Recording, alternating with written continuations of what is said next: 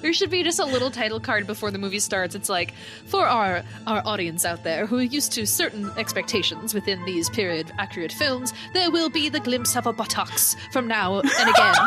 So please prepare yourselves for the human form.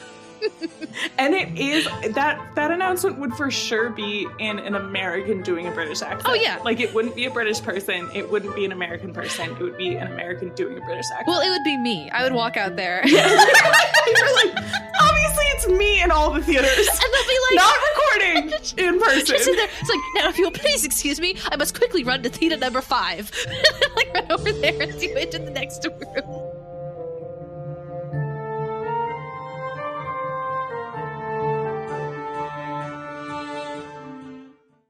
Well, hello, listeners, and hello, Lillian, and hello, special few people who get to actually see our faces. Hi. Oh my God. Hi, guys. Don't our faces look good, particularly Piper's? Because she just came from a fancy event. I was going to say, I had an event for work tonight, so that's why I look nice. Yeah. But for you guys, I would have gotten dressed up anyway. Maybe. Yeah. We'll find out later when we do this again. Time will tell, because maybe there'll be a time when we're about to hop on a call and Lillian's like, this one's for the patrons, look nice. And I'm like, oh crap, I am a monster today. So today. I trust them. They're our closest friends. Exactly. That's the privilege, is you get to see the real us. But yeah, it's also, fun fact, because we had sort of a weird schedule, each of us this week, a Airbuds Nights episode, because we're recording at really dangerously close to Lillian's bedtime, because she's an old lady and she goes to bed early. You know what, Lillian? Ooh. That's okay. And maybe I can actually do this without it breaking. Usually they break 10,000 times. Fill the air as I desperately try to light a match. Oh, okay. Well, speaking of Patreon, Piper, we have 2 people we need to thank this week for joining our Patreon and being our arguably favorite people. Yeah. So who are those people, Piper? Well, I first want to say thank you so much, Sienna. Thank you for being one of our first patrons. So Sienna is one of them. Hi. And the other one is Sally. And those of you who know this podcast as well as Sienna and Sally might know why I got to read the name Sally. Piper read the name Sienna. Because we want to make sure you guys are so special to us. You deserve to have your name said correctly. So, Sienna, if I did say your name wrong, you know where to find me. Kmart parking lot. You email us, you send us a thing, Kmart parking lot for sure. If you email us and say we said your name wrong, we will thank you again. It's true. Because we are grateful every day. I also want future patrons, like if your name is Bob, you should be like, by the way, my name is pronounced, and then spell something completely wrong just to like mess with us. Because I think, that's a fun thing we can start here. Yeah. That works. I would so do that. Yeah. You can also specifically request that you want me to do an attempt. So you can be like, Lillian, can you please try? Amazing. And I'll do it because I love you. So Sienna, Sally, you two are amazing. Thank you guys so much. If you want to be as special and as publicly loved and adored as these 2 wonderful people are on our podcast, then all you have to do is give us $3 a month. And not only will we talk about you and praise you and be like, you are so smart and funny and talented and kind and beautiful, but also we're going to send you some free, awesome content to go with it that only you get to see. We do have one more special announcement, but that's going to wait till the very end. We're going to talk about one special thing that I forgot to mention to Piper before we started recording. So she doesn't actually know what I'm referencing right now. Wow. But she does know the thing. Okay. She does know the thing. So surprise for the end for everyone, including Piper. Awesome. But yeah, if you are just here being a bum and listening for free, we love you too. But guess what? We do love you. We're talking about Emma today from 2020. Which, whoa, did you guys want us to watch this? So much. We had a palate cleanser survey for my birthday. I picked all of them. The Emma blew it out of the water. Last time we did a palate cleanser survey, it was super close, like almost tied. This week it was like, so I guess we're going to watch Emma. Like 3 seconds into it being out there, everyone came out and was like, you have to watch Emma. Cool. And we did. Which we enjoyed. Yeah. And we did it. we did. We didn't say, nah, you're not taking your advice, guys. We're going to do what you want. So we watched it. We watched Emma 2020. It was actually my second time seeing it. because I saw this in theaters. It was like a pandemic time movie, and I think this was before theaters had like closed down officially. So I was desperate to go out and like see something. So I saw this in a theater where I feel like it was me and one other person. And the first time it didn't strike me a whole lot. I didn't walk away with big opinions. This time I liked it much more the second time, but we're going to get into all of that. Yeah. Yeah. We do have to tell people what it's about because people often come to us and they're like, what is this film even? I would like someone to badly recap it in less than a minute or 5 minutes, depending on how they're feeling that day. All right. I'm just pulling up my handy dandy stopwatch, which now people who are part of Patreon, they get to see that what this stopwatch actually looks like. Because we're not going to edit the video because that takes a very long time. Yeah. So usually Piper cuts the vamping. So anyway, whenever you're ready, Lillian, to tell us what Emma is all about, I'm ready to time you. So in this Jane Austen classic, a young woman who is beautiful and has never faced any hardships in her entire life, think the opposite of Jane Eyre, is out there and she has created a love match. She has played matchmaker and it worked out really well. And her governess is marrying a man that they're going to be really, really happy together. And she goes, you know what? I'm kind of bored because my life is so good. So I'm going to start meddling in everyone's life around me. She makes a friend. She takes love away from that friend. She tries to force that friend to marry a man who falls in love with her and kind of sucks.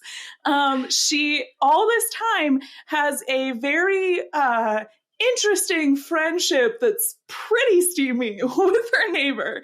And over time, she learns the valuable life lesson of maybe you're not God and shouldn't act like it.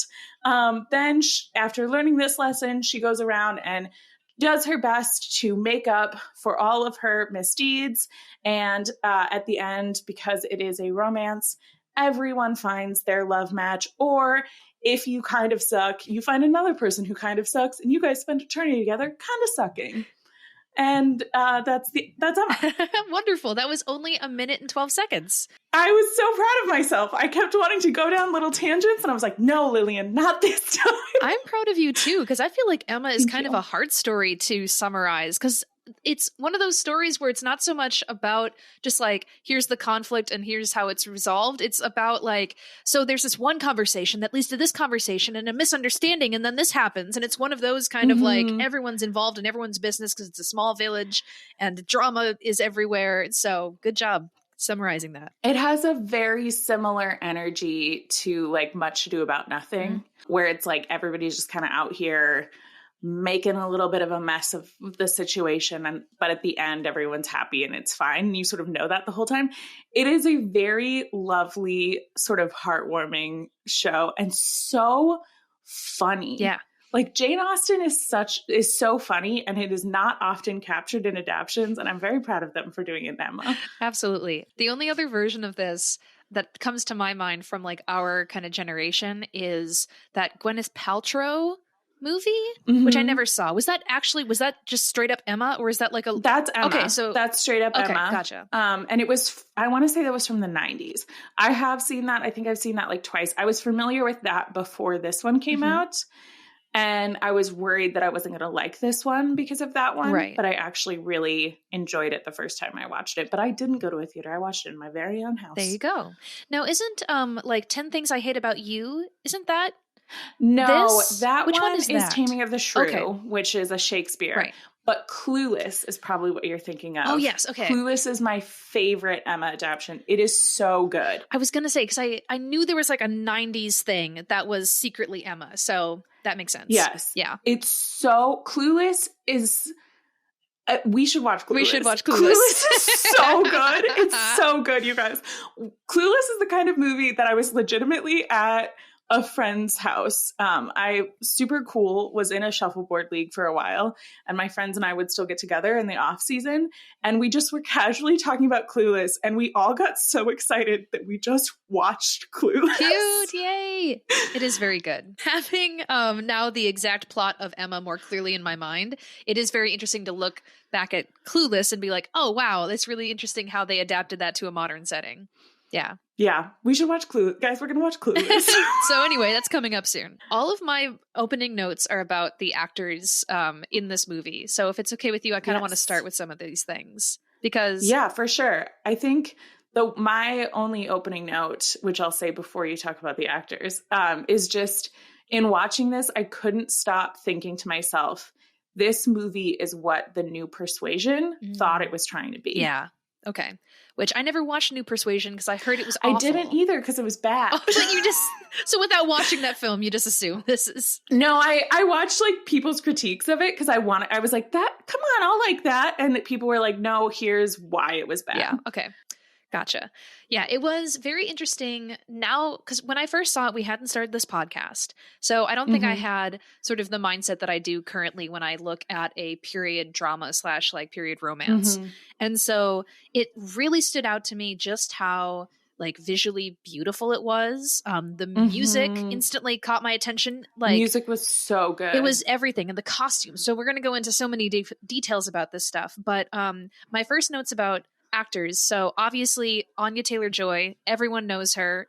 Queen's Gambit is one of her biggest things. She's in everything else. Huge, enormous eyes, just gorgeous lady. So well cast for Emma. One of my favorite British actors of all time, Bill Nighy, is her father. And I thought he was like one of the best parts of this movie. Just him being sort of like a hypochondriac and all these other silly little things. So incredible. He did such a fantastic job in that role. Because he did such a good job of like not taking over the scene, but also like bringing the exact energy that you want. And I'm also obsessed with him. He is not, for those of you wondering, he is not Bill Nye the Science Guy. It's a different fella. Yeah. This guy, for romance lovers out there, he was the father in About Time. But then, which is probably my favorite movie ever. It's so dang good. But then also for you half Squidman lovers out there, he also played Davy Jones in Pirates of the Caribbean. So whether you like romance or half squid monsters, then there's something for everybody. Which I think if we're looking at like the circle of people who like when you say what are some things that you enjoy, they say romance versus half Squidman lovers. The list is about equal length. Yeah, I think so. Romance actually might have to catch up a little. He's truly in everything, like truly in everything. Because another one I jotted down, he was in Love Actually, a classic. And he's also in a movie I really love that I haven't seen in that like I don't know that a lot of people have seen, which is Wild Target. I love Wild Target too. Have we watched that together? He plays an assassin. No, but we should. We really should. Oh my gosh, it's such a quirky kind of dark romance. It's so good. Oh my God. Add that to your birthday palate cleanser list. I might. I would love to watch that for this show. I've been really thinking over what's going to go on my birthday playlist. But also, side note, I'm so excited. On air, happy birthday to Lillian. This is for her. Yes, because we're doing this for her birthday. Yay. I actually saw recently one of those videos where Bill Nighy kind of like talks through his sort of career of films. And when he talked about Love Actually, he said that movie kind of like launched him into like well-known stardom. But then also he said when talking about this movie that apparently before the script for Emma came around, he said before he didn't really want to do period drama films. That was not like a genre that he was interested in. But then this particular production appealed to him. So he's like, sure, I'll actually do it for this movie. So that says a lot about what Bill Nighy thought about the film. Yeah. Which famously his Love Actually line, which is one of my favorite lines of anything ever, is kids don't do drugs, become a rock star and they'll give you them for free. Yeah, it's so good. And then the other one that I had written down here is... where is her name? It's Mia Goth. She played Harriet, and I was surprised to see her in this because she's typically a horror movie and thriller movie actress. She does a lot of really creepy stuff. And so to see her in this very tame, like sweet movie, that was very surprising, but I thought she did it well. Which was this was very early in her, because she's done a bunch recently, but I guess this was only 3 years ago. This was one of her first, wasn't it? I don't think it was one of her first. This actress, she's like in her late 20s. She looks like a baby. And I think they've used that in a lot of her spooky movies where she's supposed to play like a 14-year-old girl and she's 28 in reality. So Oh, yeah. She's been in a million things forever. But anybody who knows me even a little bit at all knows why I didn't know her from the Scary Things and only knew her from this. I don't watch Scary Things. They make me scared and sad. So don't worry about it. The other last person, I didn't write down the actress's name, but so her governess, who is getting married at the beginning of the movie, that actress, I know her most recently from, she's in Gentleman Jack, which I'm going to keep mentioning until Lillian watches it. And then she also, in a very different role from this, played the sister of one of the houses in Game of Thrones. And was in the most uncomfortable scene in that entire show. Yeah. Well, there's a contest for most uncomfortable there's a scene. bar there, but it was, we're not going to go into it because that's a little bit. It's a lot, but R-rated for this podcast. If you've seen Game of Thrones, you know what we're talking about. So anyway. It's not, yeah. It's hard to look at her and not think of that scene, which is brutal. I know. But let's maybe use that as our kind of gateway to start talking about plot stuff. Because, we open with, it's, I believe, either the day before or the day of her governess's wedding. So she's moving out of the house. She's getting ready to marry this guy who... Like at first when I saw him, I was like, oh yeah, kind of an older fella, but he's kind of cute with his silver hair, whatever. And then later they're at that big old house. So somehow governess managed to hook herself a millionaire because he's got a swanky place. Yeah. Well, and I think that he was sad and lonely and a widower because that's his son is a big part of the plot later. And so that's how Emma set them up was she's sweet and he's rich and fancy. And I think that's part of, it's an interesting context to bring into the rest of the movie because it's one of those things where you're like, oh, these two people who didn't seem like they would be able to get together got together because Emma meddled. And it made both of them much happier because he gets to have this lovely woman in his life and a whole new kind of lease on life, has a new baby and all this good stuff. Yeah. And she gets a big step up in society. Yeah, so it's a win-win for those other governesses we know. I know, I was going to say, speaking of governesses who want to marry wealthy lords, And speaking of things that I reacted to way bigger because of this show than any average duck would possibly react. When they said Jane Fairfax, I was like, what? I know, same. I was like, hang on, wait a second. Do we know this person? I thought the exact same thing.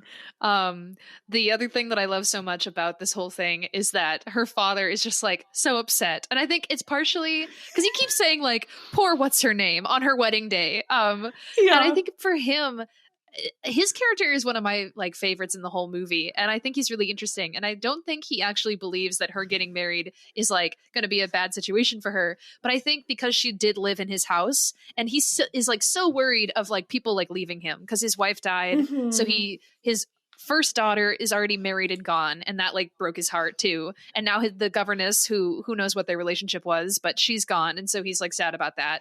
And he has many scenes when he's with Emma, and he's like, "You can never ever leave me. I can't have people go out of my life anymore. It makes me too sad. I'm super sick and afraid of dying. So please stay forever." Yeah, he's so sweet. We talk I just can't get over it, and his constant him sitting at breakfast that morning after the wedding, and he says he feels a draft, and everyone else says, no, there's no draft. And then he goes, she would have felt the draft. Yeah. And I'm like, oh, you miss your friend.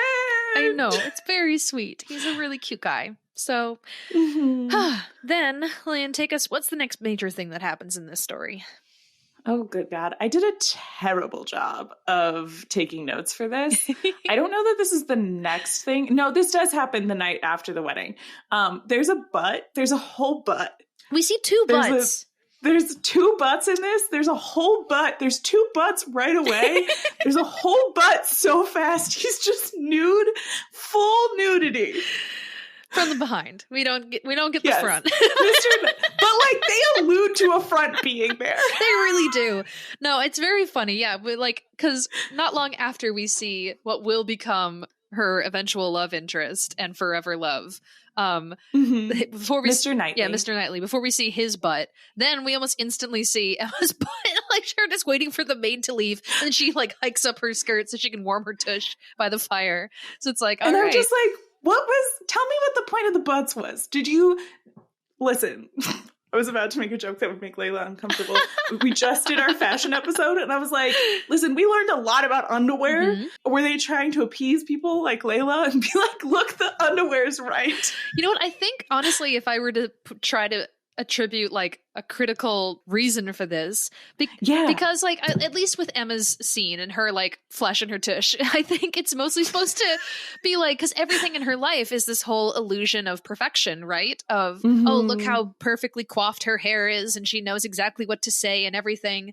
But as soon as that maid leaves the room, she's like, I'm freaking cold, and like hikes up the skirt and warms the tushy. So it's like, you know, she's a human being, and I think that's kind of part of that. I also think that part of the reason why it scandalized me so much is like nudity in most things doesn't scandalize me, but it felt scandalizing because this is a period drama, and I'm used to being like the caress of the hand, like, right? And so it's like, I was like, are you trying to tell me this isn't your mother's period drama? Because it's too much. That's too much for me.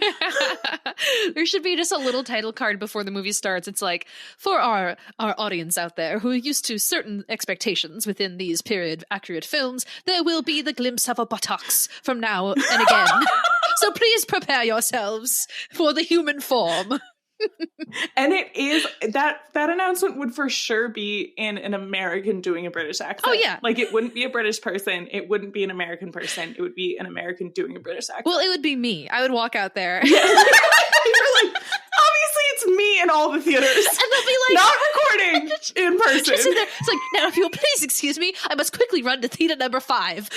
Like run over there and do it in the next room. And you accidentally forget to switch your headset, so you do it in like the wrong theater. So somebody watching like Batman or something just gets Piper being like, there's gonna be a butt. Watch out for the tushies. And everyone leaves the Batman movie and they're like, where were the butts? I didn't see any butts. Why would they have the announcement if there's not a butt? This is wonderful. This is next when our podcast fails and we lose our jobs, we have this backup of just like telling people if they have to see butts. Unsolicited butt warnings before movies. Oh my god. Guys, we did warn you this was Airbuds night. Yes, this is what happens. We've worked all day, we're tired. We start dabbling in R-rated content about butts. Okay, so anyway, let's talk about Harriet. So one thing I think that I totally... Ooh, before we talk about Harriet, can we talk about Mrs. Bates? Yeah. Or Miss Bates? Yes. Is that the tall, annoying lady? Yeah. Yes. Who's also very sweet. Here's the like third note I made on this entire movie. When I watched the 90s Emma, and I was deep in a Austen phase, so I was always looking for like, who would I be? Piper knows this about me. Anyone who's known me for more than 20 minutes knows this about me. I'm a meddler. So I was watching that, like high school me was watching that, and she was like, I'm worried I could be an Emma. As an adult, that was a misplaced fear. I was never going to be an Emma. Emma's perfect, and that's why she thinks she can meddle in everyone's lives. I'm Miss Bates, for sure. Oh. For sure, I'm the woman walking around being like, guys, I've got news. And you're like, it's going to be 20 minutes of nothing, Lillian. Again. But unlike her, we would never be so mean as to call you out at a picnic and ruin a perfectly good afternoon, because that was mean, and what a hard scene to watch. So brutal. And I think that that's like part of the beauty of Jane Austen in general, and I think they call them like parlor room dramas or whatever, where it's just those subtleties of social interactions that are so easy to dismiss as unimportant are the heart of our lives. Yeah. And so that comment is reflecting a lot of layers of complexity, which we'll talk about that comment more when we get further into this. But for sure. Yeah. I do think I would awkwardly run into a store and be like, I saw you through the window, and you, woo! Ribbons! She's just a lady who's excited to have friends and stuff. And I think that's what breaks my heart the most, is that it feels very much like a one-sided friendship. It's a woman who thinks that she's best friends with this girl / her niece is best friends with this girl.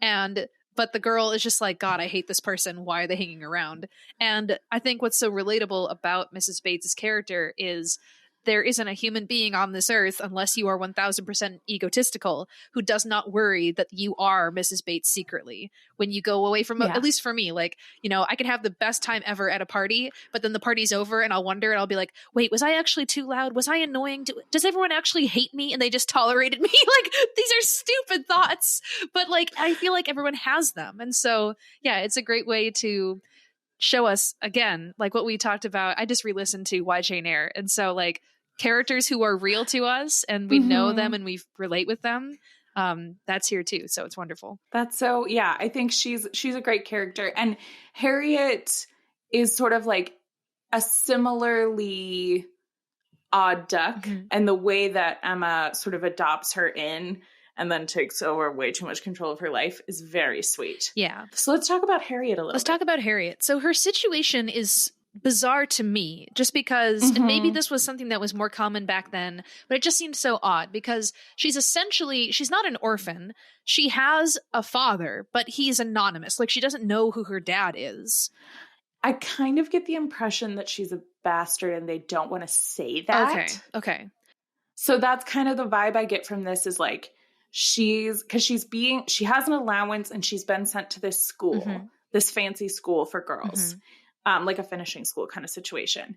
But nobody knows who her father is. Yeah. So she's in this precarious position of, her father could be anyone. Like, he could be someone really fancy. He's certainly someone in a position of power, because that's how you have money to do that for your bastard daughter. But at least enough that's kind of the vibe I get. Yeah. And I think it's so interesting because I feel like so first we hear Emma talking about this girl, Harriet, and it's almost as if she's like selected her, because I think at first I was like very suspicious of whether or not Emma actually cares at all for Harriet. And I wonder if you could argue maybe at the beginning she doesn't really, but then by the end her affections 100% have grown and they're genuine friends.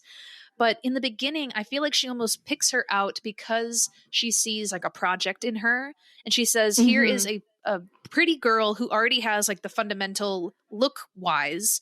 And I think but she's very impressionable. And I think I can mold her into like my perfect best friend, essentially, which also says to me, because we begin with Emma's, what's the word I'm looking for?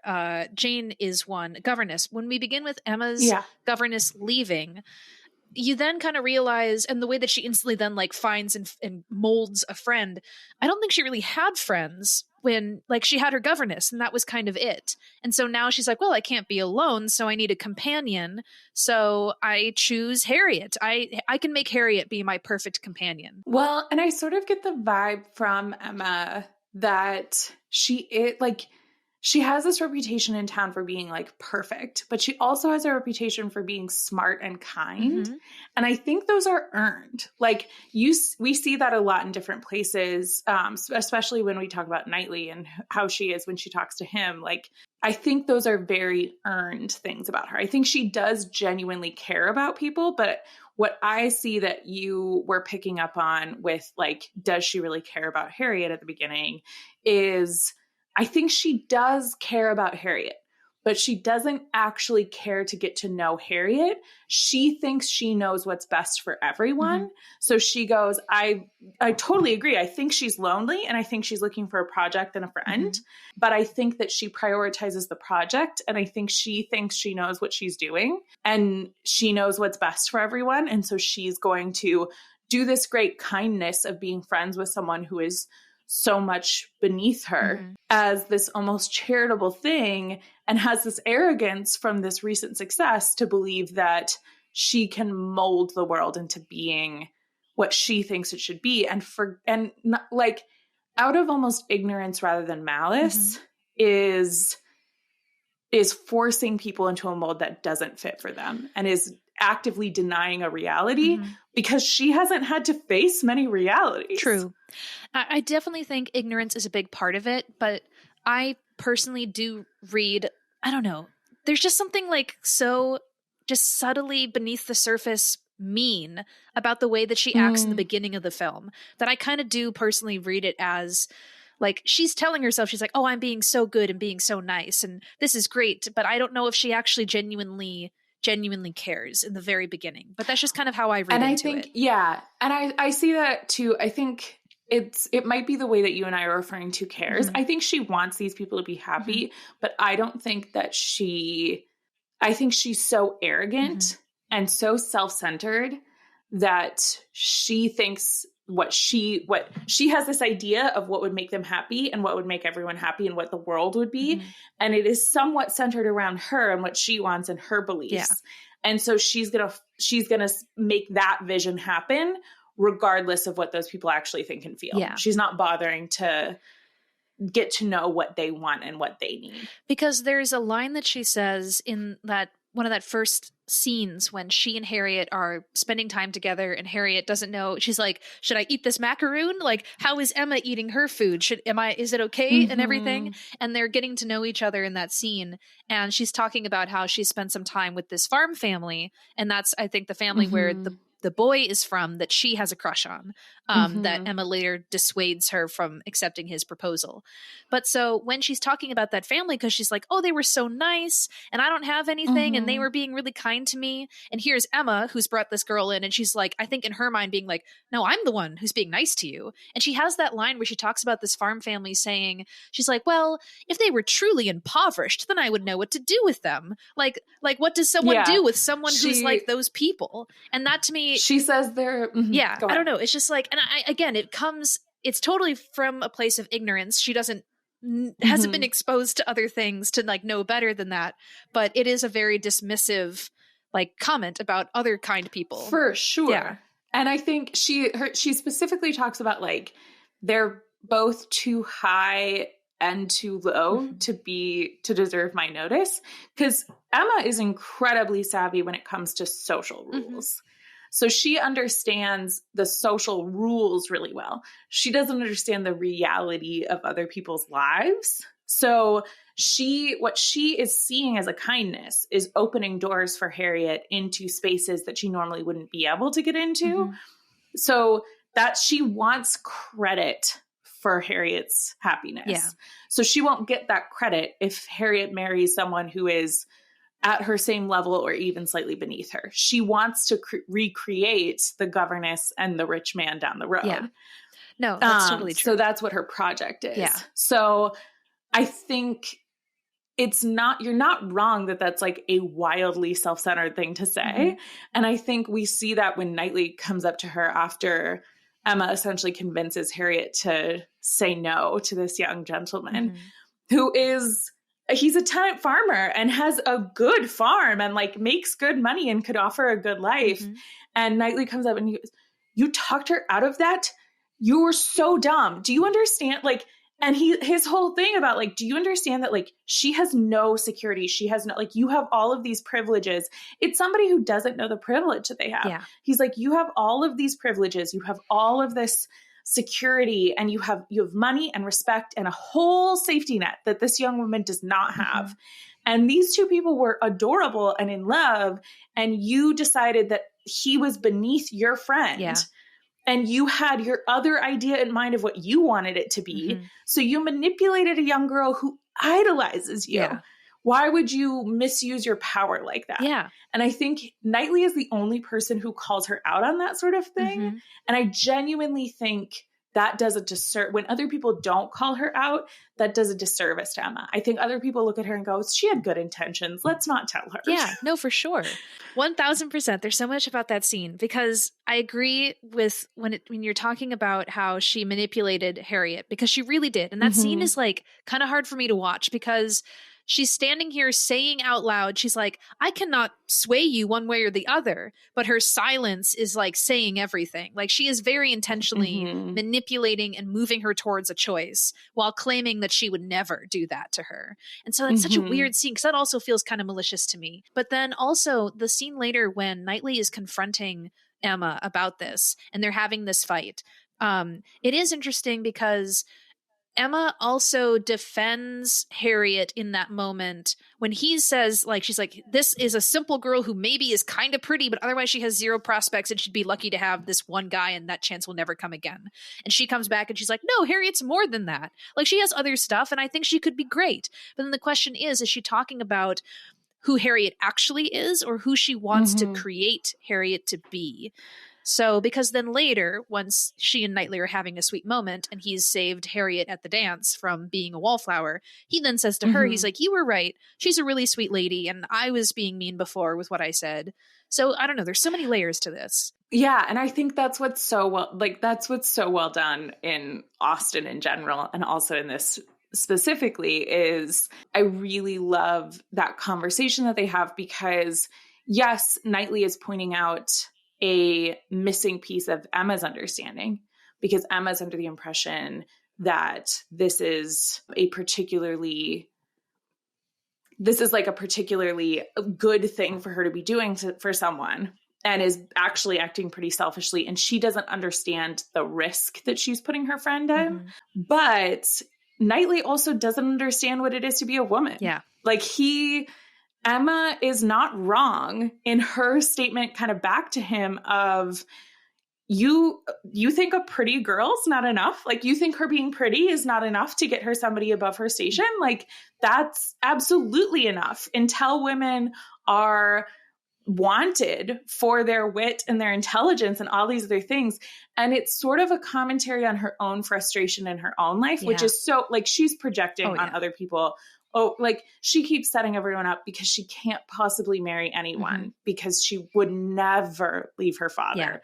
And so that's part of why she has to put all of her energies in this. Like other young women would be off getting married so they could rent a house, so they could have something to do, where Emma isn't going to ever do that in her mind. Yeah. So I think that it's such an interesting conversation, and all of Emma and Knightley's conversations are so layered and good like that. Yeah. Like, because I think their makeup, and I think this happens between that initial fight and the moment at the ball, but their initial makeup about that fight is Emma saying, let's be friends again. Both of our, like at a minimum, we both were coming from places that were good, because she's mad at him because she thinks if she really believed that these two people were in love and would be happy forever, if she had like understood that, I don't think she would have done what she did. She thought there was a better opportunity for her friend, and she did shitty manipulative things about it, and she was wrong and she shouldn't have done it. Yeah. But I think in her mind, if we tell a different story where she's right and he's wrong, which was equally possible, he tried to encourage somebody to settle, essentially. Yeah. Like that's what she's arguing. And that's, again, yeah, it's the layers of this. And like, they're both a little wrong and they're both a little right. So it is really interesting. But I guess at the time, unfortunately, the reason why Emma's like, no, not a farmer. What about this very awkward Frankenstein priest? Wouldn't you like to marry him? So they do such a good job of making him truly terrible, which I didn't mention him when we were talking about the cast earlier, but he is you don't watch The Crown, so you wouldn't know. He plays Prince Charles in not the most recent season, but in the 2 seasons prior to that, kind of like young adult Charles. Okay. And he does a really good job of being a truly terrible person. Oh my gosh. His performance in this is so bizarre because, like, I don't know, it's very theatrical. I refer to him as a Frankenstein in my notes because I don't know, there's something about like the way his collar and boxy like shoulders, and he kind of moves around in this weird way. So he's odd in general, but then he is over while Emma is like first spending time with her governess, and she gets it in her head that he might be into Harriet. And then later when he's over again, because he just kind of hovers around all the time, and she's they're looking at the artwork and everything. Then when she's like, oh, I will like paint a likeness of Harriet to show this guy like how pretty my friend is. And he is obviously drooling over Emma. And she's like, he's so in love with you, Harriet. And she's like, is he? And it's like, no, you morons.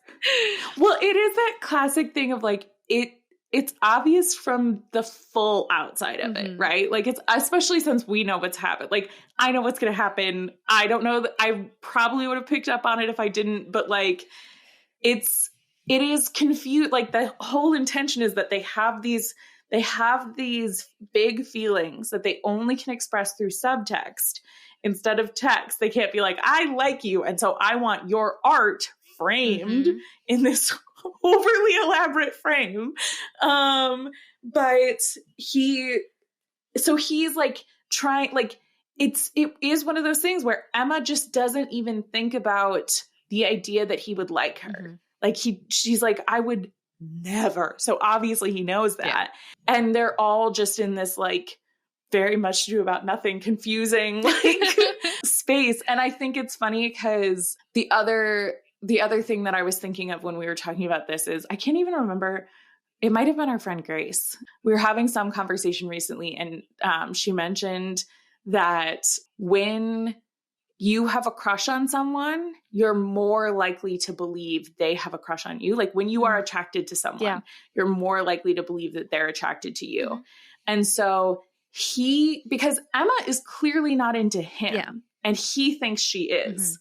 And Harriet is like clearly into Priestman, and Priestman I mean, like, she's into it because Emma's encouraging it, right? Yeah. But like, so everybody is a little bit blind to the person in this triangle that they are infatuated with because they're projecting their own reality on the situation. Like, Emma's the one manipulating the situation, but everyone is deluding themselves in that situation. Yeah. And I think, I'll just touch on this briefly now, but I think one of my like kind of big like takeaways, if I were writing an essay about this, is just the idea that Emma is someone who believes she understands everything about everyone and knows exactly how the world works. And then the rug gets pulled out from under her feet and she realizes, whoops, actually, I don't know anything. So yeah. And we see that in this scene for sure. My note here. Okay. So there's a whole bunch of stuff that happens, but there's like this Christmas dinner, which we're going to come back to because I need to freaking talk about her brother-in-law. Oh my God, do I love him. But then I love him so much. So good. But so anyway, something happens where, well, you know, it's going to snow. And so the dad's like, oh, I'll catch my death of cold. And they all evacuate the party to get him home, and they take the carriages. And then Emma is left having because Priestman says the word snow, and it's like a code. It's like a code phrase that means action, go, go, go. Because that's how his wife died. Yeah, exactly. His wife died when it was snowing. Oh, it's so sad. So Emma finds herself having to ride in a carriage with uncomfortable Frankenstein priest, in which case there's a bump in the road, he falls on her, and he's like, well, now's as good a time as any to propose. And she's like, what the fuck are you doing? And it's this whole thing, and he has this line where it's something along the lines of, he's like, oh, your long silence confesses that you feel the same. And I'm like, okay, what is up with Frankenstein priest, St. John, and Mr. Collins? They all need to form like an obsessed holy boy, like incel club. They have their incels. They're on the internet. They all have a podcast. Oh my gosh. Oh my God. The podcast that they would have. Oh, it'd be so bad. Boys with mics. Very bad. Very bad. So anyway, I just had to comment on the fact that he is in a secret online club with those other two mopey. So terrible. Guys. The thing that I wrote down from that, because he goes from like a Mr. Collins doesn't really know what he's doing, really, really awkward in these social situations. Like, please, I'm begging you to stop. And I think all three of those men that you listed have a similar turn at some point too, which is they go from like, oh, you're being bashful to like, I'm mad that you're not giving me what I feel I deserve. Yeah. And because of that, I'm going to take that out on you. And they have moments that we've talked about before, because sometimes Rochesters and adaptions will ride this line of like, you're crossing a line too scary and dangerous. And that moment when he bangs on the wall and yells, driver, stop the carriage. I literally wrote down, if anyone ever does that, you get away from them as quickly as possible. Like that is not someone you want to be alone with. Yeah. That is scary. Which, thank goodness, he's the one who gets out and then walks home in the snow. Because otherwise, Emma would have to be the one to be like, I need to get out of here. Like, please let me out. I don't want to ride with this guy anymore. Yeah. But so anyway, her brother-in-law, who I absolutely love. So similar to when we were talking about Sense and Sensibility, and that couple shows up and the carriage opens and the dogs Incredible. run out. The introduction to this family is amazing because you see a carriage and you just hear crying, like shouting children, an angry wife, and she's like, "Oh, you're spilling," and all this shit. And then the carriage opens, they come out, and you see this poor dad / husband, and he's just like, "Oh my God, I was in the carriage with this mess for however many hours on the road."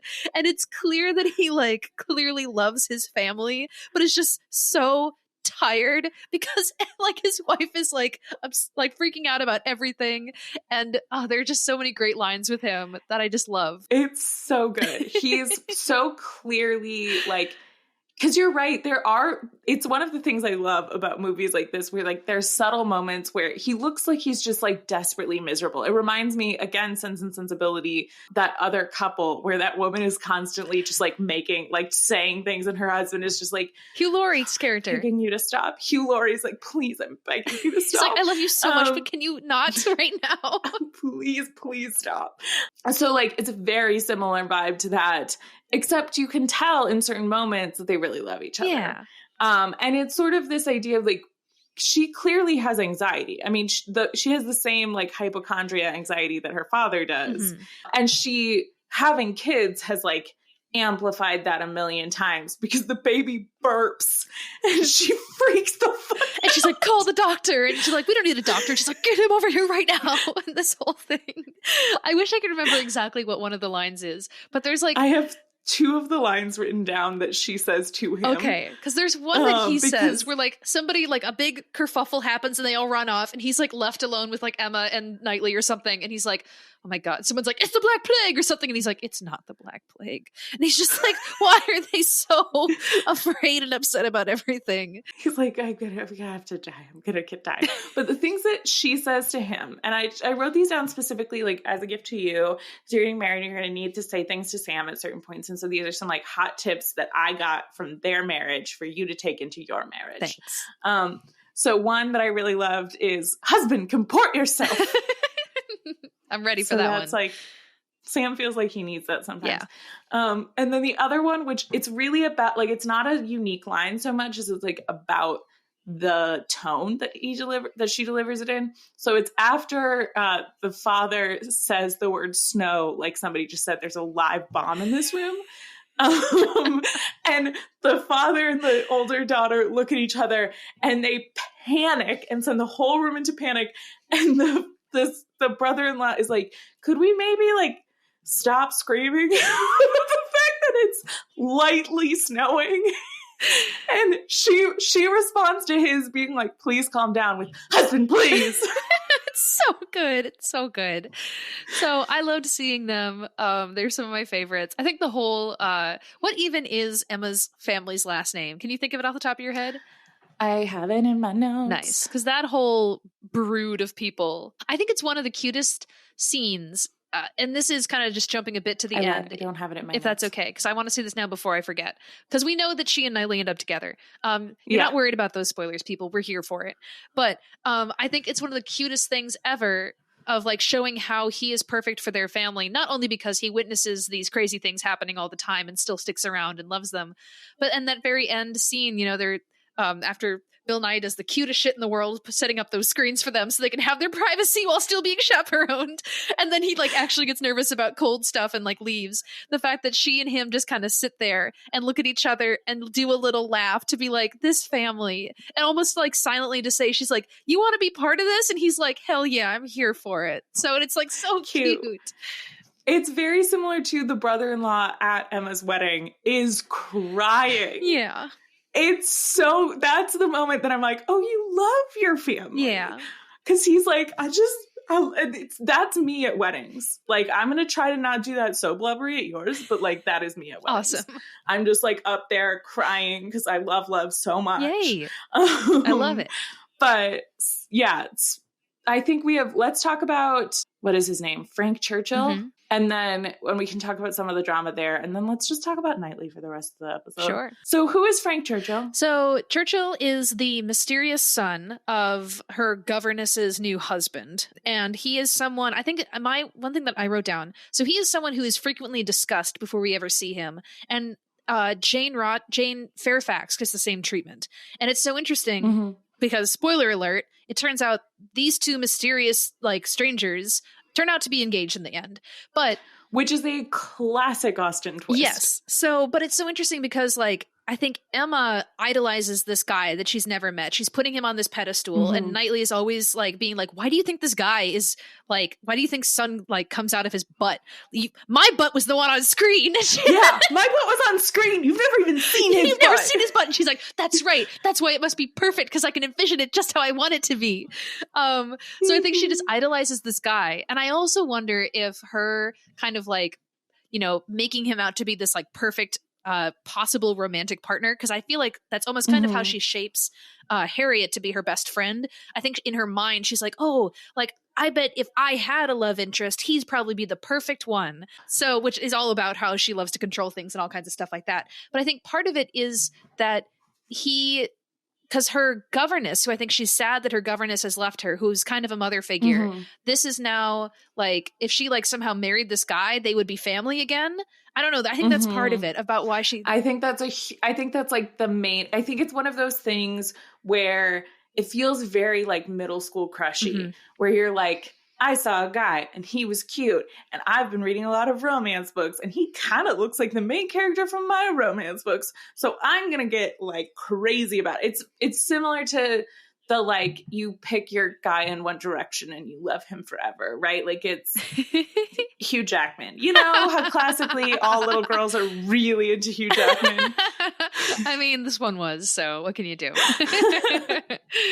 I still think of you every single time I see him do anything. Amazing. But yeah, so there's all this talk about him, and then eventually he does come, and they're pretty flirty, and she's all excited about it.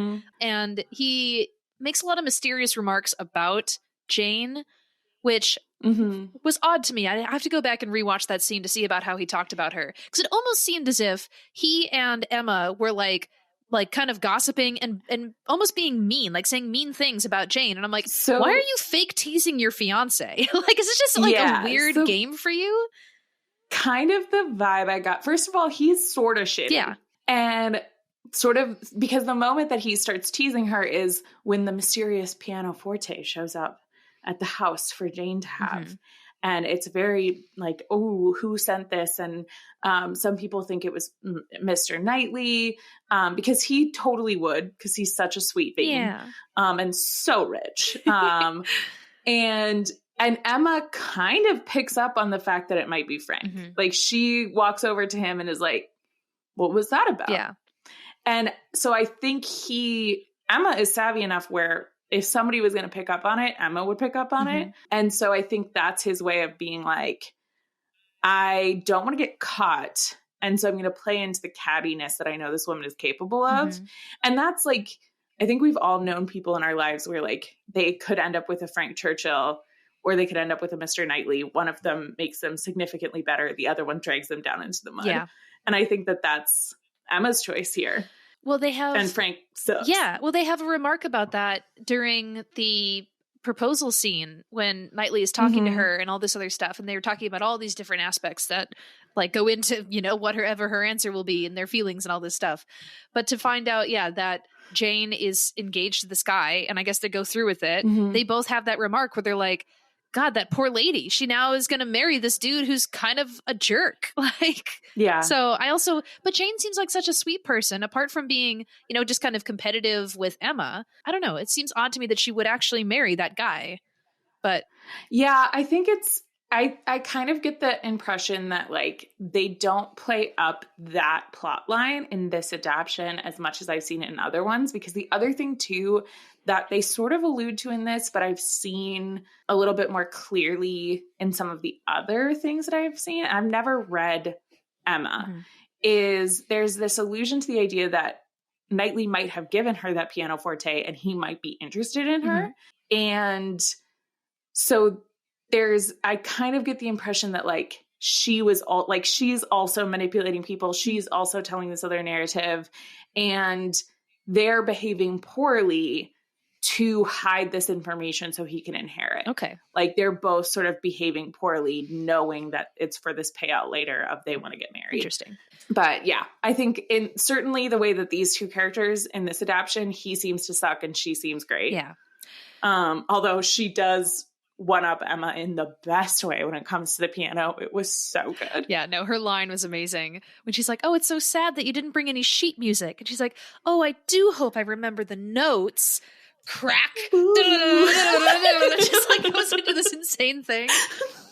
So insane. Piper knocked over her mic. Yeah, which now some people get to see in person, but yeah, that's the advantage of the Patreon, baby. Oh my God. You get those hot mics getting knocked over. It's amazing. But yeah, I think in general that leads to it's one of those scenes that like it's so deeply human. It's so well done. It shatters my heart into a million pieces. Which is when Emma makes that remark about Miss Bates. Yeah. And they're playing a game and she just like, she's doing the witty banter thing. And she's been like so in that mood that she forgets how kind of powerful she is, as Knightley points out. And how much those words can really hurt if you're not careful. Yeah. And again, Austen is a master when it comes to the levels of meaning that go into these moments. But because it's like, Emma is at fault for this, but there's also to take into account the fact that Mr. Churchill is like setting her up and he keeps playing, like pushing for this like weird game that she's like, I don't know if I actually want to do this, whatever, sure, let's go with it. And so, but then when she, makes the hurtful remark, which is the idea you can share like one really interesting thing, you can share two like slightly uninteresting things, or three totally boring things. And Miss Bates, I think in a great show of like awareness and humility, like puts herself out there and being like, oh, well, I can easily say three annoying things. He. And it's like, and then Emma has to fly in and just be like, yeah, because you do that all the time and we always hate everything that you say. In essentially, that's my adaptation. Yeah, she says that's Piper's adaptation of Emma. But she says, I believe that the line is something along the lines of like, but you've never stopped at 3. Oh, yeah. Like the trouble is you've never stopped at 3. And it's one of those things where when you're playing the like who can say the wittiest thing game and you start to get meaner and meaner, it's the mean girls in middle school. Like it's the like, in order to make myself feel good, I'm going to say the witty, smart thing. So she's like trying to impress this guy and forgets about what matters, which is you don't bully someone who's sweet. Yeah. Like, and who idolizes, like all these people idolize her. And and Knightley's speech afterwards is like so good, especially since this is after the ball, right? Yes. Okay. Yes. So it's like, it's such a great moment because he knows he has feelings for her and he's aware of that. And you can see him battle with himself of like, I don't want to like lecture her right now, but I also am like so mad at her. And I want to tell her about that she had this effect on people and that she shouldn't do that. Yeah. And call her out on that fact. Yeah. And it's really well done. Well, it's what makes him a perfect partner for her. But then before we move on from this, I feel like we've all felt like both, at least I have felt like both Emma in that situation and I felt like Mrs. Bates in that situation, because like you can be the person who has your feelings hurt, but then also like teasing doesn't come naturally to me. I didn't grow up with like a lot of siblings around my own age. Like my sister's 10 years older than me. So the mean, playful banter thing doesn't come natural. So anytime I do engage in that, I always worry that I like accidentally take something too far because my feelings are easily hurt. And I'm like, oh no, I don't want to actually like either say something that I didn't mean to be mean or have something slip or whatever. I don't know. But then what's so interesting about that scene is as soon as she does something like vicious and mean that everyone is like, whoa, like if anybody said this in our social society, that would be a huge taboo. But it's instantly followed up with that one guy being like, oh, how do you spell perfection with 2 words? E and M or whatever. And it's just like, someone is instantly right there to be like, oh, but you're so perfect and nice that this was only a joke, right? And it's like they're trying to kind of almost give her an out to be like, oh, you don't have to feel bad, little Miss Perfect. Like, you probably didn't mean anything by it. And so I feel like that's kind of how her whole life has been. And that's how she's kind of gotten to this point, is because everyone has always, if she did anything wrong or anything malicious, someone's like, oh, but you didn't know any better. Like, you're perfect little Emma, so we're not going to correct you. But then in comes the guy who is meant to be with her, who's like, no, don't talk like this. Like, I'm going to correct you because you're better than this, and you should know how hurtful you are. And it's such an interesting, like, I don't know, dichotomy of things. So, because I think it's so important in those situations. I think I completely agree. I think we've all been Emma in that situation, and we've all been Miss Bates. And I think there's this extra layer in this particular situation of the power dynamic between these people, just socially, if nothing else. But I think that what I really enjoy about that moment and the way that you're talking about that is the second Emma starts by saying it to get the next witty remark out. And this person who we've watched annoy her and annoy her and annoy her, she just like stamps. And it's brutal. But the second she watches Miss Bates feel bad and question it and worry, she feels bad too. Yeah. And I think that's an instance of something, just to totally comment on something completely unrelated. I think that that's like I said, that feels really middle school to me. That feels really high school to me. Like, that's like the only way you learn where that line is by crossing it and then apologizing later. Yeah. And that's the danger of things like social media, because if you don't see how those words hurt someone, and you don't see that, like, you don't have that person to person realization of like, they hurt me, but then I can see that they really regret that. Like, they didn't and give them an opportunity to apologize or whatever it is.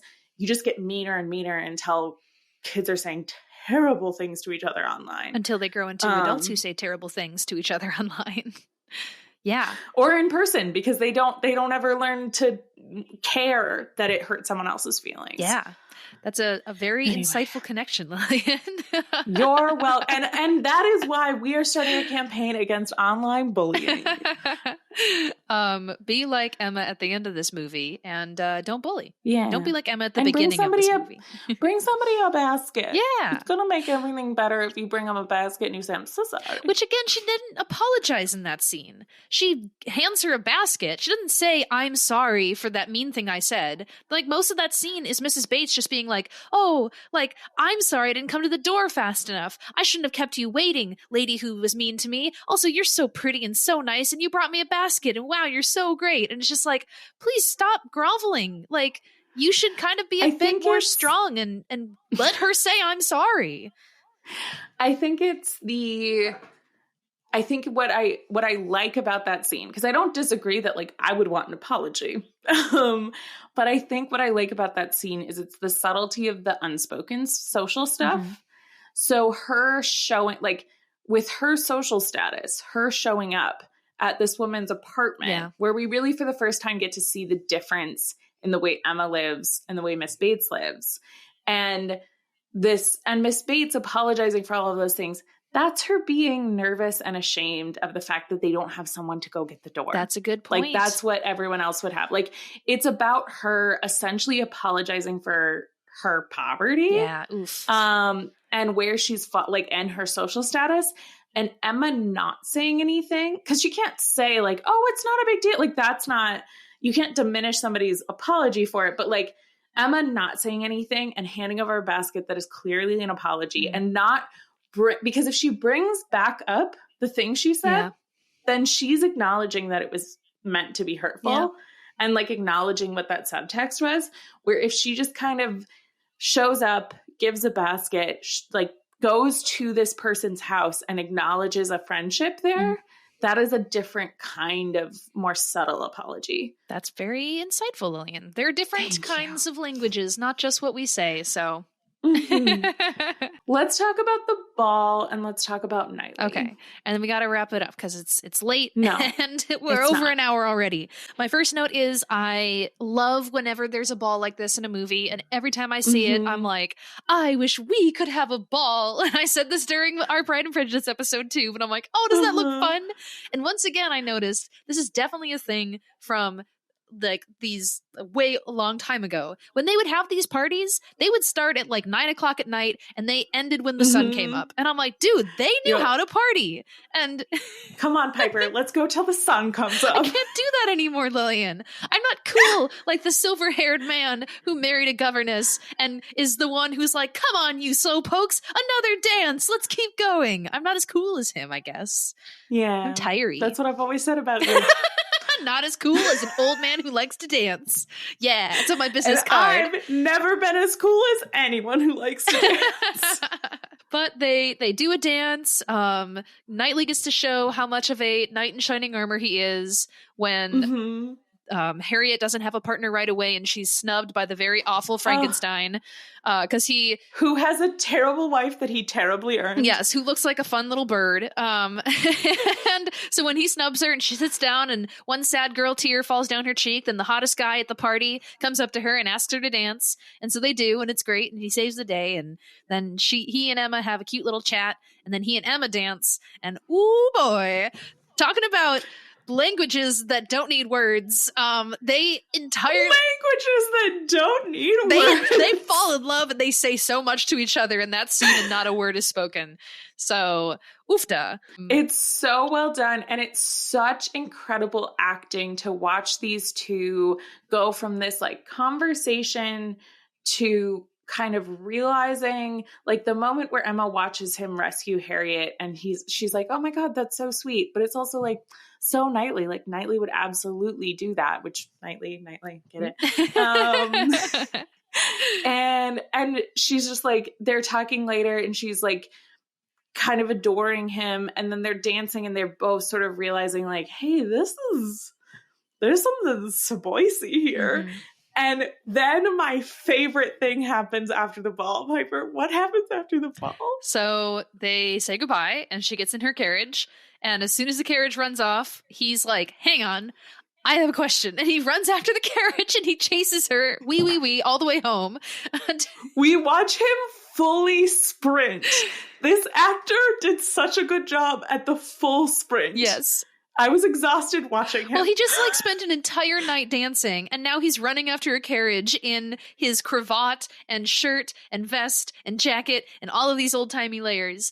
And Emma gets home and sits very prettily up in her window to gaze outside, and oh, look, there's the boy I like, and he's down below in the garden. And she goes down and he's about to say something, but guess what?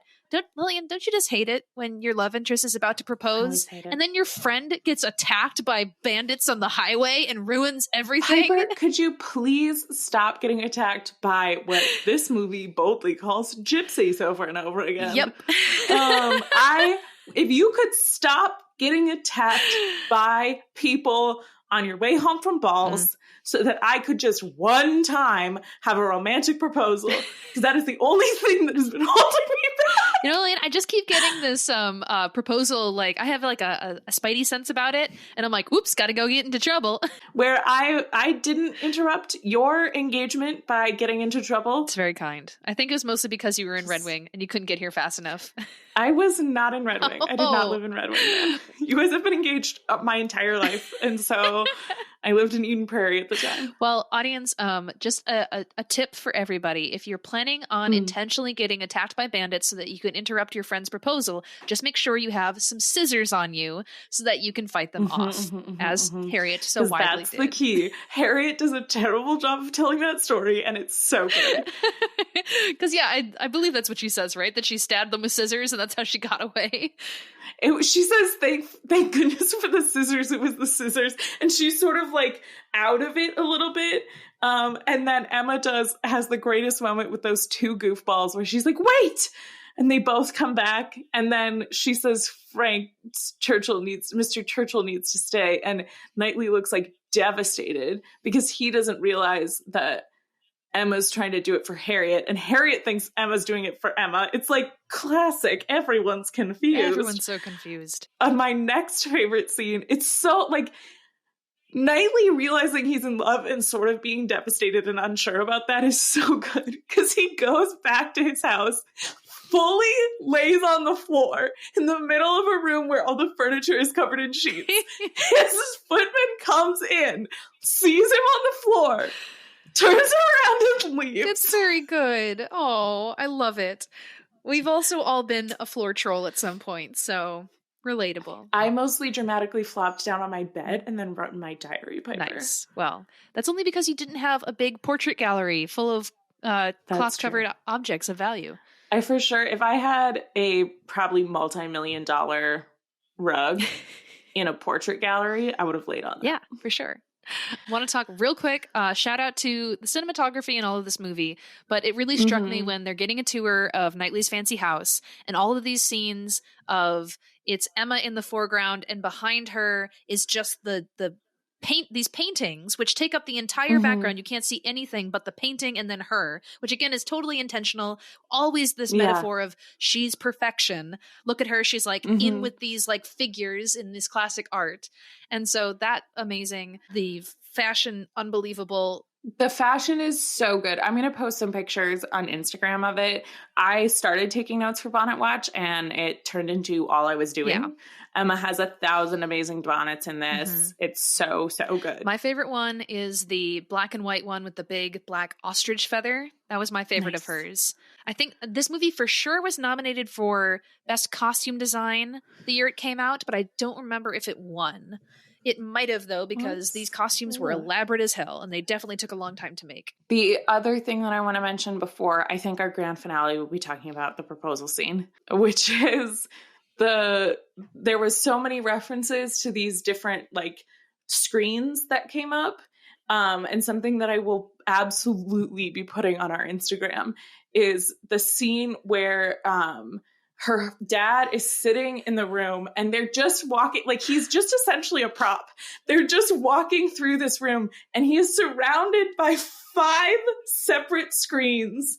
And he's just sitting in the chair reading a paper surrounded by screens, and it's perfection. It's so good. So I feel like proposal part 1 takes place under the tree after like everything has like fallen apart in Emma's understanding of how like she thought she knew the people and how the world worked.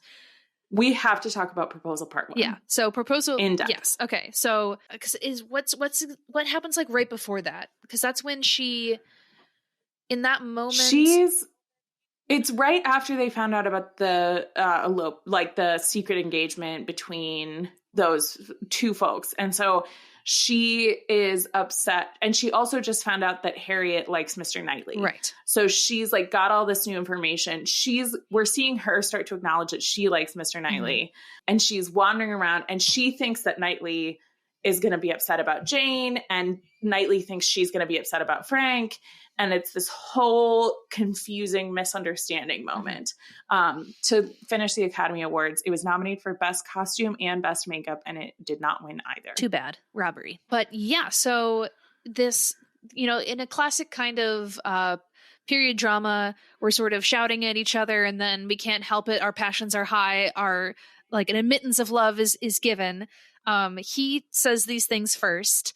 And it's very sweet the way he talks about it. And I love so much, I love a vulnerable guy. And so when he like first kind of talks about this and she like doesn't do a kind of response that he likes, he walks away under the tree because he's going to go cry. He starts crying and he's like, I can't cry in front of you. And then she goes after him and we see that he's actively crying because he loves her so much. And it's so cute. And then he says, my favorite line. Tell us. I love this line so much, which is, if I loved you less, maybe I could talk about it more. Yeah. Oh, it's so good. And it's so good. It's so good that it gives Emma a nosebleed. Immediately starts to bleed. And this is the thing. So first of all, one of the people who voted for the palate cleansers, they commented on Instagram. They explicitly put the emojis for nose and a drop of blood because they wanted us to talk about this.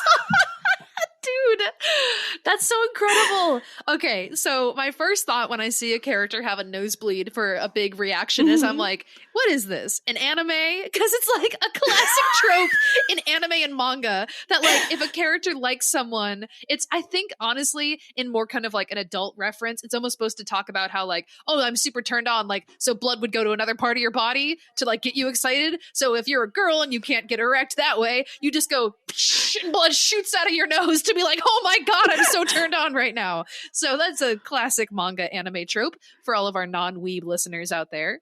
But then the other thing I think about it, apart from it just supposed to be like a thing that is so unexpected to kind of add a bit of like odd humor into this very intense moment, is I feel like Emma, as we've seen, is someone who like tries to control everything in her life. And here's a moment where she's faced with like, she's like, I can't tamper my emotions, so I guess I'm bleeding. Like, it's so insane. It's so good in this turn of a moment because it's so unexpected for people who know period dramas really well, because you expect that to be the crescendo, right? Like he's confessed his love. This is the proposal, the under the tree, they're gonna kiss now and get engaged and all this stuff. And she gets that nosebleed, which, by the way, apparently in a recent interview about Queen's Gambit, the actress was asked about that. And she said it was, quote, a skill she didn't knew she had. So that is a thing. She can get a nosebleed on command. Yikes. She did that for the movie. Creepy. And it was in the script. Oh no, that's so creepy. What a weird skill. Yikes. Okay, good for you. So that's incredible. Amazing. But then she ends up, her response is so funny. Like, it's such a good scene because he's confessed love. We know they love each other. And she immediately starts yelling, I can't do this again to Harriet. Yeah, it's because that's the point where I feel like, okay, now I know for certain it's not a fake thing anymore. She absolutely loves and cares for this friend of hers to be like, no, like I will put down my own chance at happiness if it means hurting my friend who I think maybe now likes you. So very sweet. And I love oh, go ahead. I was gonna say it's very much kind of like a Darcy moment too, where he's like, oh, I'm gonna fix everything, don't worry about it, I'm gonna go find that farmer, he's 1000% still in love with Harriet, I'm gonna get him to propose, she's gonna say yes, and then all our friends will be matched up, and then we'll be available, and we can be together, hooray. So it's very cute. So yeah, they come up with this plan, she goes and apologizes and all this stuff, but I love that she is like so mad the whole time. She storms off to go do the right thing. She's like, I have to do this. And she like storms off to go be a better person. And he does at the very end this little like victory dance shimmy thing. Cute. That's so cute. Because he's like, oh my God. Like he realizes after she starts yelling about Harriet that like, that's the only reason she's not marrying you right now. And he knows it's going to get fixed. Yeah. Like, so he's fine and he's excited about it. And then proposal part 2. And then they're hanging out with her dad. And he's a really good wingman, even though anytime someone gets married in this movie, he's like, poor so-and-so. Please don't leave me, daughter, etc., etc. And yet he can see that these two people love each other. And so he does a very nice, gallant thing. And he's like, do you feel a draft? And Knightley's like, I don't think so. And he looks at him. He's like, come on, guy. I'm trying to give you a bone here. And he's like, oh, yeah, yes, I feel a draft. And he's like, servants, which, by the way, those two servants are like the best, like, are so good comedy characters in this movie. So they bring in, first they grab the little one. He's like, no, the big one. Get me the big one. And so they create this little privacy shield around Emma and Knightley so that they can have a cute moment together. And it's so good. And they have this whispered conversation where she says, like, it's such an example of how she has the biggest heart, right? Like, she's just like, how could I ever leave him? And he's like, well, bring him with. And she's like, there's no way he's moving. Like, he's never going to leave this house. And he goes, fine, I'll live here. And she's like, you'll live here. You'll leave the Abbey. You'll live with these crazy people. Like, that man lives here where you would live. Do you want to do that? Because you have seen the rest of my family. They come here sometimes. You're sure this is what you want? And he just keeps saying yes and looking at her like, I'm so in love with you. It's so cute. It's very good. There's also like cool equality and feminist stuff here too, of this guy being like, it's not a, oh, you have to come and manage my house for me and take my name. He's like, no, I'm gonna come to you, baby. Like, you're worth it. I'm coming to you. And it's so great. And it's really, really cute and a beautiful way to end the movie. Yeah. And it's also just like, I'm sure he's had lots of women who wanted him for the Abbey, and the idea that like it's one of those perfect like true romance moments where they both are interested in each other for not the reason that they're normally wanted. Yeah. Like, she's normally wanted for being beautiful and being able to like masterfully manage social situations. And he's normally wanted for being like rich and I guess handsome. No offense to the actor. I also thought he was average. But the fact that these two, it's like, they just really love each other and they're willing to compromise what externally their lives should be and what other people think their value is to be able to have each other for these reasons. That it's my favorite way that people love each other, when somebody loves the things you love about you. And I think these two, like, she really values being intelligent and being kind and all of these other things. And he sees that in her. Yeah. I think one of his sexiest moments, this is like before any of the proposal stuff, but I think they both have feelings for each other at this point, is he's like, they're all playing cards together with bird wife of the Frankenstein pastor. And they're talking about the beautiful collection that he has in his great estate at the Abbey. And he's like, oh, I'll open up the estate if you guys want to see it. Like, I'll give you guys a tour. And bird wife is like, oh, I'll plan everything for you and I'll make the invite list and do all this stuff. And he has this line partially to like be like, no, you're too meddling and I don't deal with that stuff. But he has this thing where he's like, only one woman will ever will decide the invitations for my household. And until I find that lady, then I will be in charge of this. And it's very sexy in my opinion. And I was like, oh, damn, Knightley. Like, yeah. It's like, you just like put that lady in her place. Yeah, I love it. Ooh. You know, put anybody else in their place. Exactly. It's like, you can tell me what to do. But here's how we know that I watch too many period dramas, because I wrote down, and I said the same thing with Harriet and Mr. What's-His-Face. But when Emma and Knightley kiss, I was like, well, now you have to get married. You can't just kiss. Are you kidding me? There's no ring on this finger. What are you doing? It was also a very good kiss. It was a very good kiss. I think those actors did have good chemistry with one another. I think you can really tell when someone's doing a kiss and it feels as if they're like, oh, this is the 20th time we've done this and I don't even like this person that much. And this felt like a very good kiss. So well done.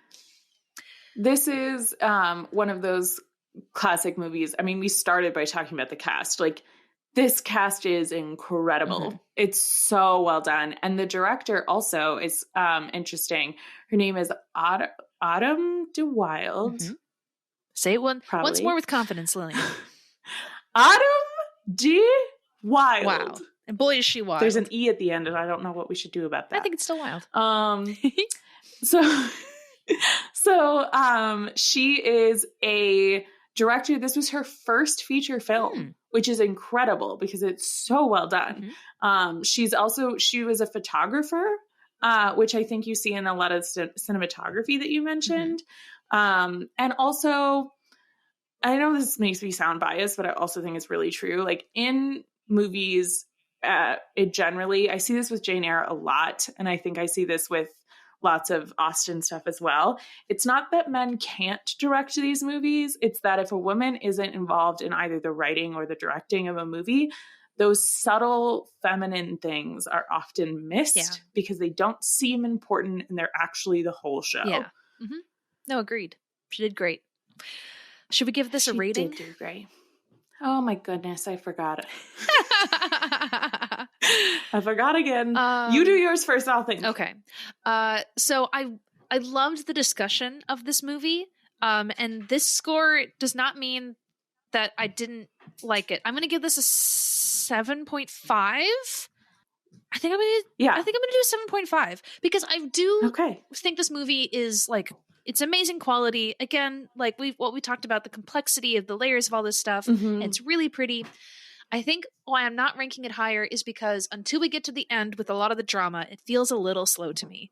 There was a lot of the stuff where I was like, can we move it does along? A lot of heavy lifting in some of those moments. Yeah. The music, I was noticing that it does a lot of like, this is only interesting because you make me think it. Right. So just for pace and excitement and level of engagement, I'm going to give it a 7.5 out of 10. Oh, I think that's... And my ranking is a peach for butts.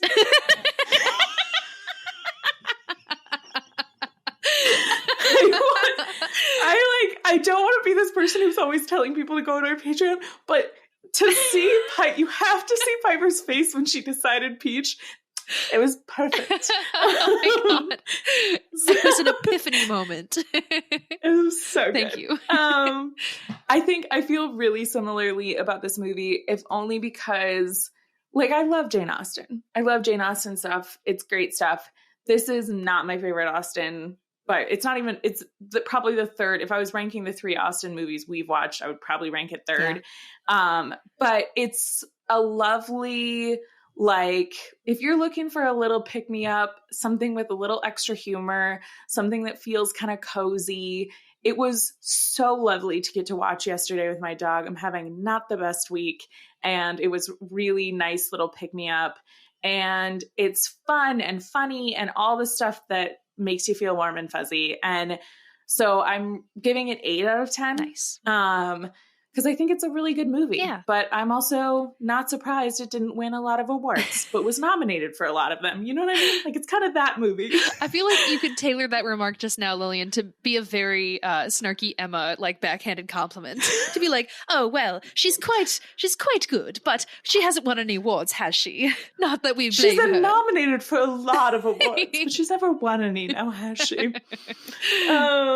But I'm gonna rate it 8 out of 10 curls. Nice. Because I loved what you said about her kind of perfection, because it drove me absolutely nuts. I spent the whole movie being like, your curls are very little and they're very tight, and I just want to kind of like pull them and see what happens.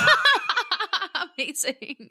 Because I keep wanting to say Ana de Armas. It's not Ana it's Anya Taylor-Joy. No. Anya Taylor-Joy looks like she was made in a lab. So she's the perfect person to play a perfect character. It's a little upsetting about how pretty and perfect she is. So I feel you. But yeah. Well, we will go into more detail on this the next time that we talk, which will be next week. When we are going to be reviewing the 1938 Mercury Theater production of Jane Eyre. It's a radio production, and it's the first time Orson Welles played Rochester. He did multiple radio adaptations because he had some involvement with Mercury Theater. I think he owned it or managed it or something. I don't know. I'm going to look into it. Fun facts coming next week.